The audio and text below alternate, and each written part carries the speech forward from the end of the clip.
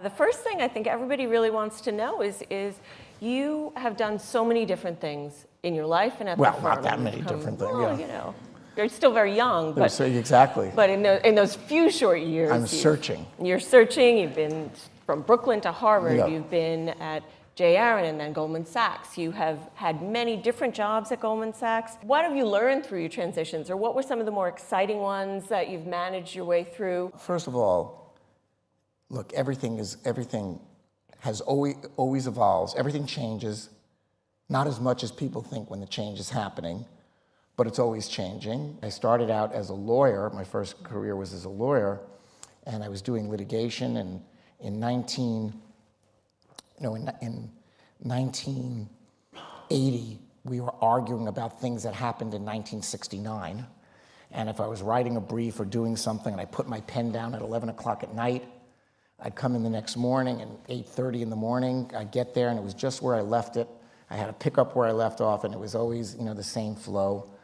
In this industry, in this business, whatever you're doing at the end of a day, when you come in the next day, your priorities are reordered because something's happened overnight. Somebody said something, a number came out, something happened in the corporate world or news or geopolitical, and it affects everything. So things are always cycling through, and so you try to project what could be different. Now people are talking about disruption in tech, and I'm sure if I'm talking about it, you've already moved on to something else. But when I was here, the new thing was globalization. By the way, globalization at that time wasn't something about which people were ambivalent. Globalization was a good thing. There was there were exchange rates that were blocked, and Goldman Sachs at that time didn't have a seat on the London Stock Exchange because all the markets were protected, nor the Japanese.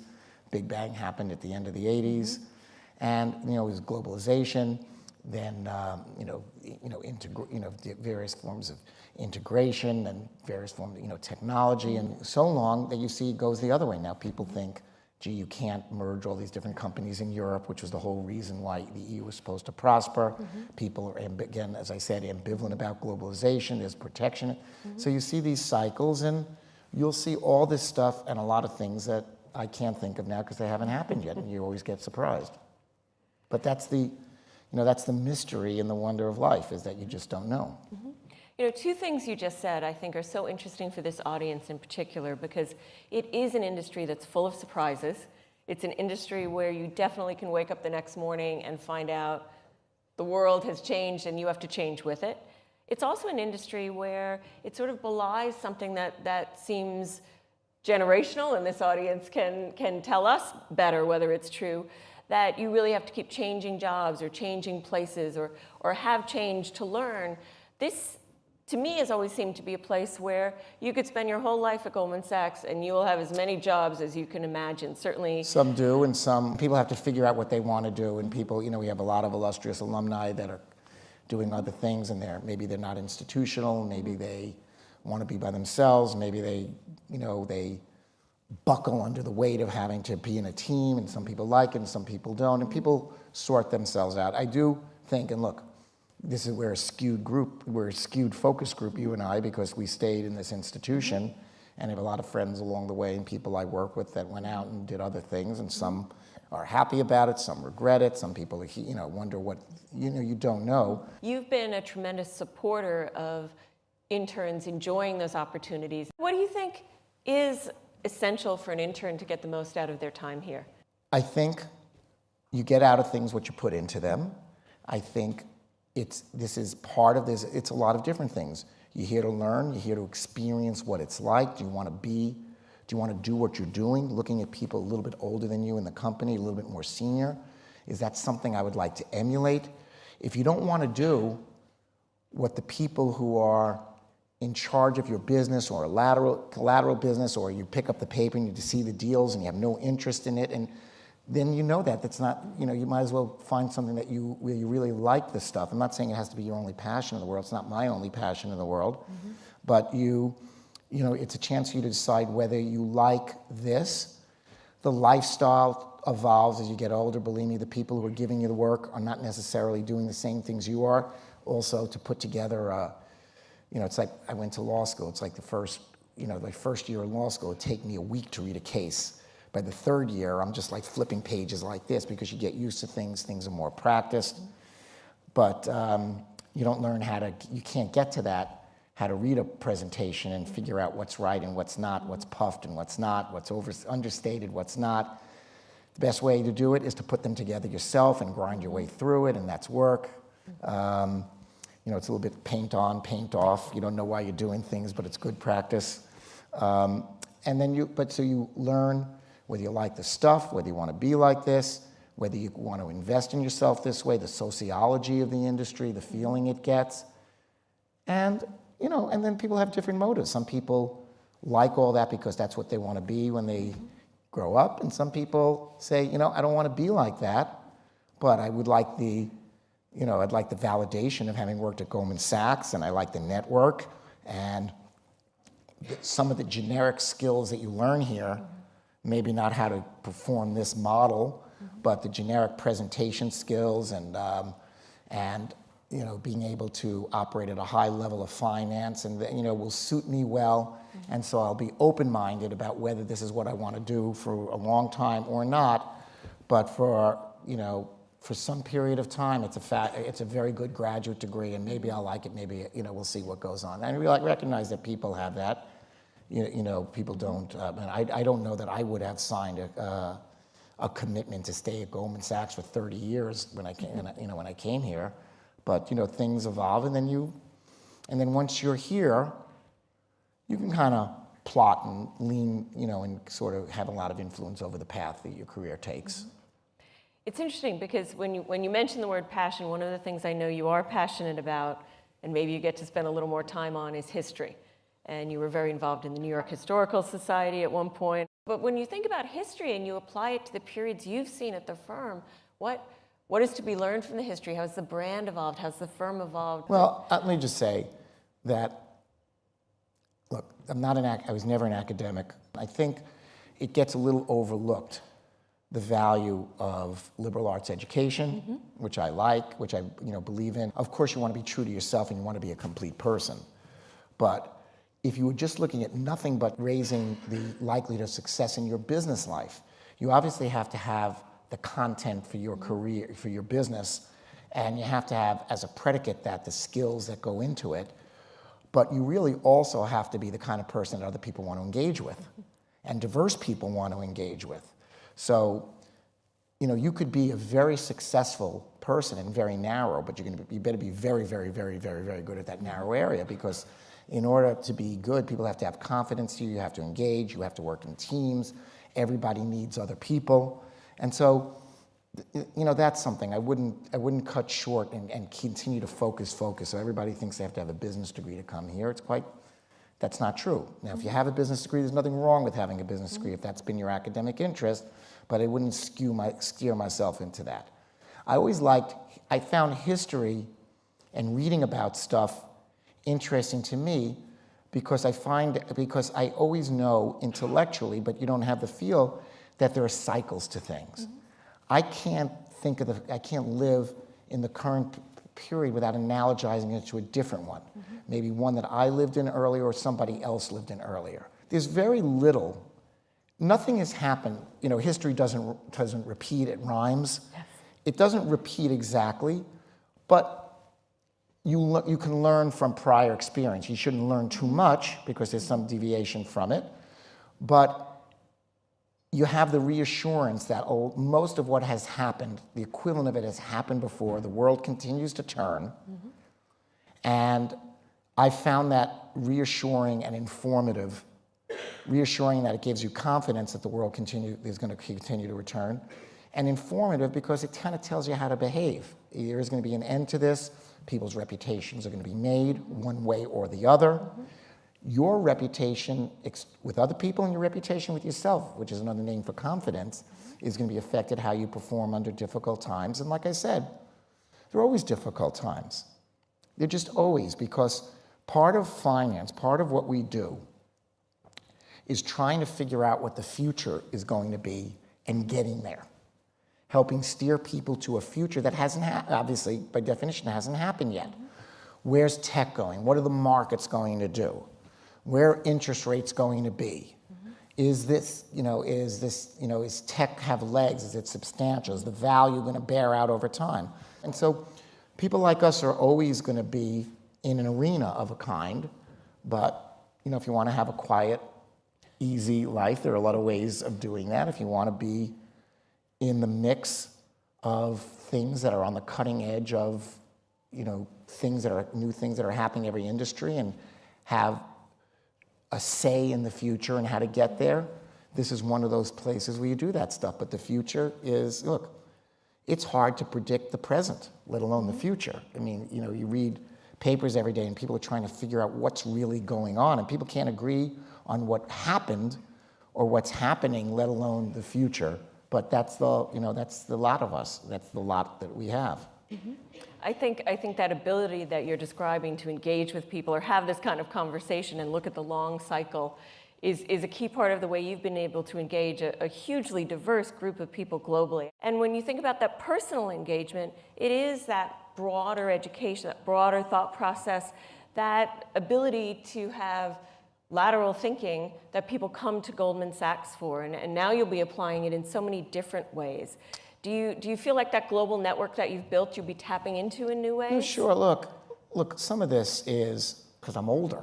A lot of times people confuse. I try not to, and I try not to allow my partners to confuse just age and experience with brilliance. I promise you that there are a lot of people in this room that are more brilliant than the people on the stage, but we know more. We've been around more. We're experienced more. And I always say to people, when you talk to younger people, don't talk to them like you're better. Just talk to them like you're older sometimes, because you just don't know how people are going to perform or who's going to be outperformed. Look, I'm waxing philosophically about things because I'm at the stage where I do more talking about strategy and concept and what people want to accomplish. But at every stage, when you start your career, you have to worry about precision, don't make mistakes, make sure there's no typo. And typos, what's wrong with this? A typo suggests that you don't know how to read something, or that you don't have a sense of rigor or completeness. And the typo in of itself can look petty, but it also betrays a lack of care, like you don't care. And if you don't care about how something looks or how something would read, or you didn't read it, what else aren't you caring about? Mm-hmm. And it's a suggestion, that's why people are rigorous. Everybody knows that a typo won't change the world one way or the other, but it does suggest a level of care and diligence about things. And so, at this stage, you're learning the specific, but while you're learning and while you're in the details, you can know the detail, learn specifics, learn the content to a great degree, but you could also understand why things are going on and what's happening and what's the big picture. You're working on an M&A, what are these people trying to do? Where do they think the world is going? Why does this combination make sense? Why doesn't it make sense? What's going to when that happens, what are the other people going to have to do? What does this suggest? And so, like in everything in life, you should know what's going on in your stuff, but you should also have big ears and try to figure out where this stuff all fits in, as opposed to just standing on an assembly line and tightening this screw forever and not knowing what you're building. What's going on here, and then after you know what the big picture is, another stage after that is to exercise critical faculty. Is this right or is it wrong? Is this effective or it's not? And when the people who operate well in the world can do all that stuff. They could be detail-oriented, but they're not missing the forest, and they're not missing the momentum, and what progress is, and what's a retrograde move, what's a progressive move, and so you can do all of that from day one. Mm-hmm. So one of the ways that you've expressed yourself in a broad way, and I think will become even more interesting to you in the next stage after Goldman, is what you had called unrestrained tweeting. And it's also what am I looking forward to? I'm saying looking forward to unrestrained tweeting, because it's expressing views. It's expressing this worldview that sometimes. Have. But I said, one of the things was kind of a bit of sarcasm for me, which isn't always unexpected. Somebody said, "What are you looking forward to?" I'm always speaking for Goldman Sachs. Mm-hmm.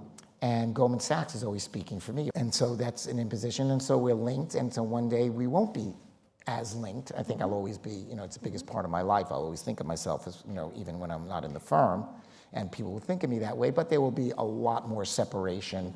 And then I could find out, because it's been so long that I've been Goldman Sachs, I'm not always sure who Lloyd is, and I'll find out. But, I don't talk about myself often in the third person, but I reduce that all to unrestrained tweeting. As you reduce it, though, and you think about it, I mean, I think even as the voice of Goldman Sachs, you've said some really powerful things in the tweets and been able to distill those thoughts into so few words, but very impactful to say our firm's position on climate change, on LGBT, on what we think about, what our values are when it comes to race and diversity. And those tweets have meant a lot to speak for the people of Goldman Sachs about issues we care about. Why do you think these things are so important? Look, I think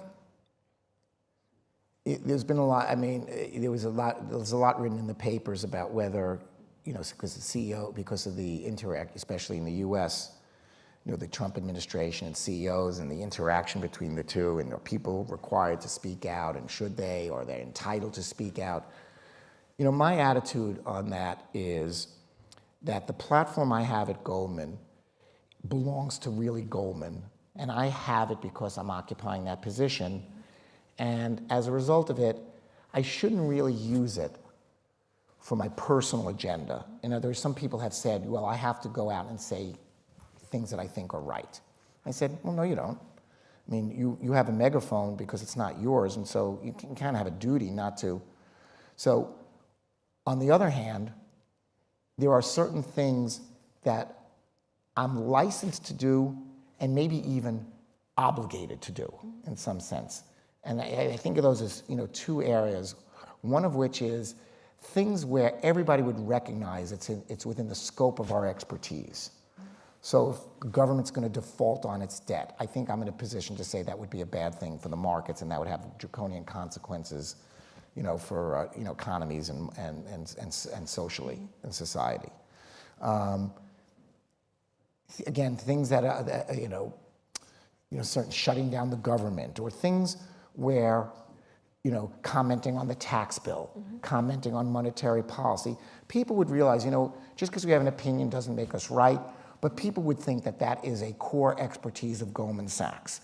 If I were going to opine on the efficacy of some, pharmaceutical research program, why should we talk about that? Maybe somebody in our pharma group could do that.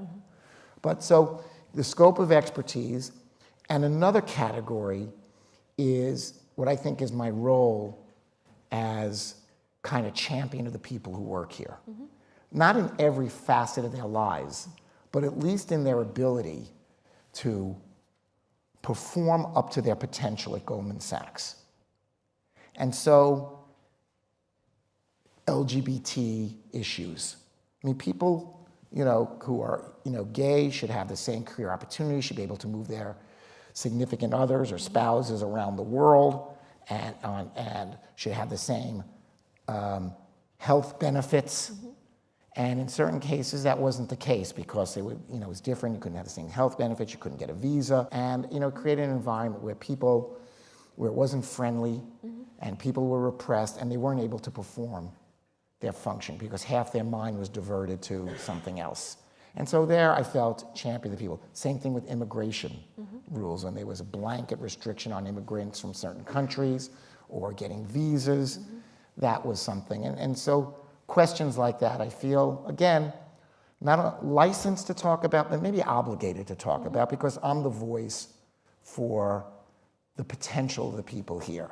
And as you think about that, I mean, one of the things that I've always enjoyed in the comments you've made over the years in partner meetings or other discussions that we've seen or I've had with you with clients is you tend to worry when people feel good, and when people are super worried, you actually tend to find the half full glass. Today, it seems like you look at the global economy, there are a lot of underpinnings that look pretty good, but a lot of geopolitical tensions. You mentioned Brexit, you mentioned some of the anti-globalization, or at least obstacles to globalization. Obviously, we have trade concerns. What concerns you now? You don't check it at the door as you leave Goldman. So no, it's a weird moment because you have a fairly good economic situation in most places. grow. 2 years ago, if you say where would growth be at this point, you wouldn't have picked these numbers. Not in Japan, not possibly in China, but maybe not.